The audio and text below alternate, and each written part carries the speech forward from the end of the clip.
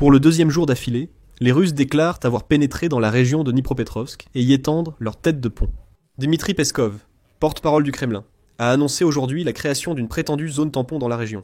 Et, en général, Moscou essaie maintenant de nous convaincre que les Russes sont déjà entrés dans la région de Dnipropetrovsk. Ils ont percé la soi-disant frontière administrative entre les régions de Donetsk et de Dnipropetrovsk, et en conséquence, les combats s'y déroulent déjà. À l'état-major des forces armées ukrainiennes, on dit que tout cela est un mensonge, rien de tel ne se passe. Néanmoins, les analystes militaires disent qu'il faut prêter attention à cette direction, car il pourrait s'y passer quelque chose de mauvais dans un avenir proche. Voyons ensemble ce qui se passe réellement à la frontière de la région de Dnipropetrovsk. Qu'est-ce que disent les Russes? Qu'est-ce que dit la partie ukrainienne, c'est-à-dire l'état-major? Qu'est-ce qu'on dit, par exemple, dans le groupe opérationnel stratégique des troupes Khortytsia? Ce sont les forces armées de l'Ukraine. Et qu'en disent les analystes militaires américains? Évidemment, nous consulterons également la carte. Je m'appelle Alexei Petchi, nous sommes le 9 juin. Parlons de tout dans l'ordre. Mais avant de commencer, abonnez-vous à cette chaîne, likez cette vidéo et écrivez un commentaire.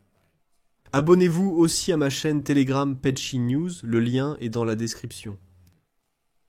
Ainsi, comme vous l'avez peut-être déjà entendu, le 7 juin, le ministère de la Défense de la Fédération de Russie a déclaré que les unités de la 90e division blindée du groupement de troupes centre avaient atteint la frontière ouest de la soi-disant République populaire de Donetsk et poursuivent leur offensive sur le territoire de la région de Dnipropetrovsk. C'était une citation. Dans le même temps, dans le projet Deep State, il a été indiqué qu'il restait aux Russes environ 2 km jusqu'à la région de Dnipropetrovsk. Selon la carte des opérations militaires, au 5 juin, l'ennemi s'est consolidé à 2000 mètres des frontières administratives de la région de Dnipropetrovsk. Les analystes ont noté que les troupes russes exercent effectivement une pression avec les forces d'une brigade et de 2 régiments, complétés par de nouveaux renforts. Le 8 juin, les Russes ont continué d'affirmer qu'ils progressaient dans la région de Dnipropetrovsk. Cependant, les militaires ukrainiens assurent que ce n'est pas le cas.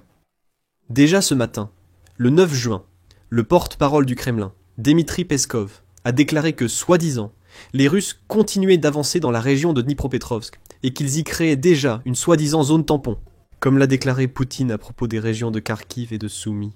Mais les forces de défense de l'Ukraine ont souligné que, dans la zone de responsabilité de la 31e brigade indépendante, la situation reste tendue. Citation. L'ennemi ne renonce pas à ses intentions d'entrer dans la région de Dnipropetrovsk. Mais nos combattants tiennent courageusement et professionnellement leur secteur du front, déjouant les plans de l'occupant.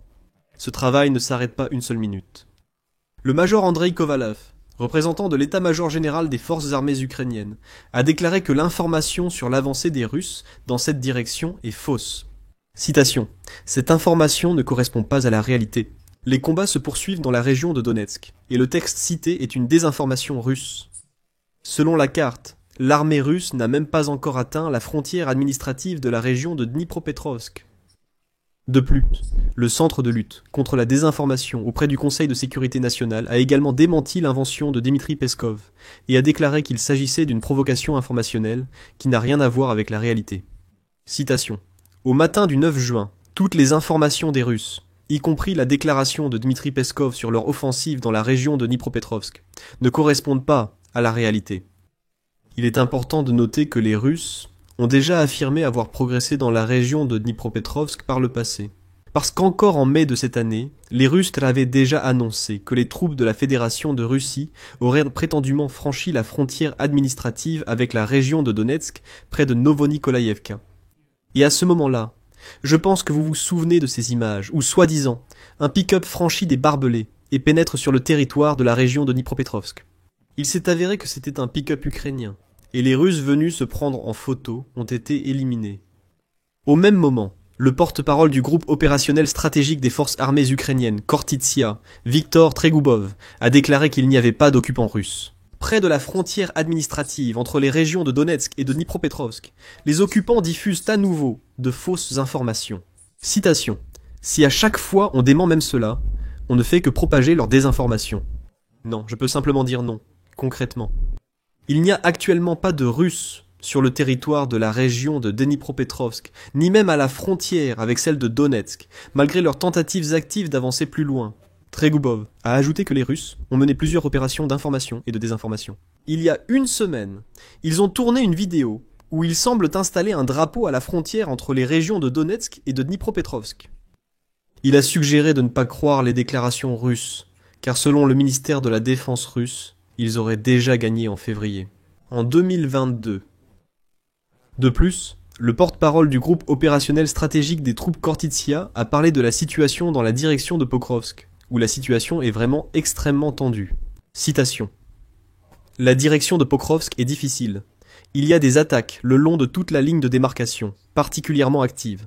De plus, elles sont concentrées à la fois à l'ouest et à l'est. À l'ouest, il s'agit d'une tentative de pousser vers la frontière entre les régions de Donetsk et de Dnipropetrovsk. À l'est, c'est une tentative de progresser en direction de la route Pokrovsk-Kostiantynivka et de créer une tête de pont au-delà de celle-ci. Selon lui, si auparavant les occupants étaient actifs en direction de la ville de Pokrovsk, qu'il l'est maintenant, là où il y a moins de construction et plus d'espaces ouverts, c'est là qu'ils essaient d'avancer activement. Eh bien, il a également souligné que la situation dans la direction de Pokrovsk est difficile et très intense. Eh bien, passons maintenant à l'évaluation de l'Institut américain pour l'étude de la guerre, qui écrit que les responsables russes et les correspondants militaires continuent d'affirmer que les troupes russes ont franchi la frontière administrative et mènent des opérations offensives dans la région de Dnipropetrovsk. Cependant, il n'y a aucune confirmation de cela. Comme le notent les analystes, ils avaient déjà prédit auparavant que le commandement militaire russe pourrait avancer dans la partie sud-est de la région de Dnipropetrovsk afin de couper les lignes de communication terrestres ukrainiennes qui soutiennent les positions ukrainiennes dans la région de Donetsk, dans le but de s'emparer de toute la région de Donetsk. Cependant, pour l'instant, notent les analystes, les données de géolocalisation ne le confirment pas. Citation. Au moment de la rédaction de ce matériel, l'Institut pour l'étude de la guerre n'a pas trouvé de preuves géolocalisées de ces déclarations et de ces avancées annoncées près de la frontière de la région de Dnipropetrovsk.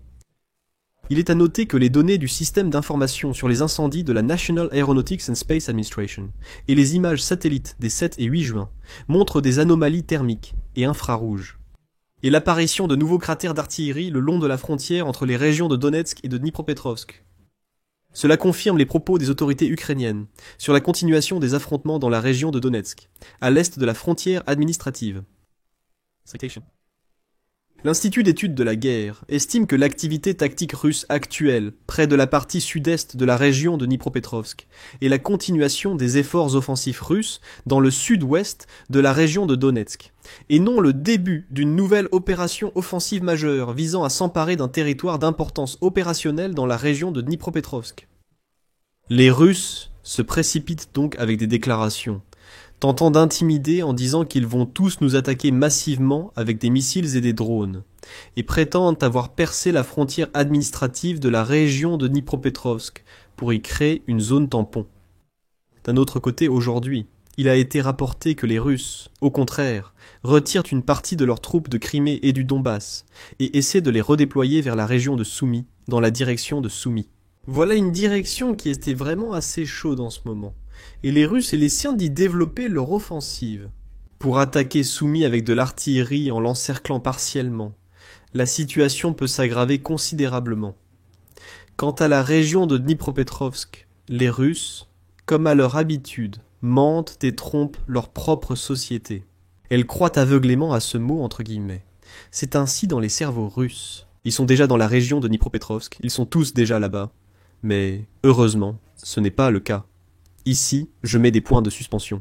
Écrivez votre avis, vos conclusions dans les commentaires sous cette émission. Abonnez-vous à la chaîne, cliquez sur la cloche, et n'oubliez pas de mettre un like.